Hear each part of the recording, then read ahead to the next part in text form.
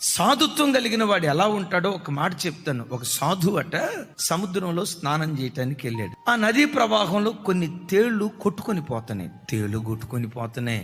వాటిని ఎట్లాగైనా రక్షించాలని చెప్పి 2-3 తేళ్లు తీసుకుని ఒడ్డుకెళ్ళిన తర్వాత ఒడ్డు మీద వేద్దాంలే అని చెప్పి తన ఒంటి మీద పెట్టుకున్నాడట. ఈలోపు ప్రక్కమట ఆయన అన్నాడట, ఏమయ్యా అది విష జంతువు అయ్యా, నీవంత మేలు చేసినా చూడు చూడు చూడు. అది తన బుద్ధి మార్చుకోవాలా. మేలు చేసిన వాడికి కూడా కీడు చేసే తన ప్రాచీన బుద్ధి మార్చుకోవాలా. ఎందుకు ఆ తేళ్ళు ఒంటి మీద పడేసాయి అన్నాడట. అప్పుడు సాధువు అన్నాడట, దీనికి నేను ఇంత మేలు చేసినా అది తన స్వభావాన్ని మార్చుకోలేదే. ఇది నాకు కీడు చేస్తే సాధువుగా పిలువబడుతున్న నేను నా స్వభావాన్ని ఎట్లా నేను మార్చుకోగలుగుతాను?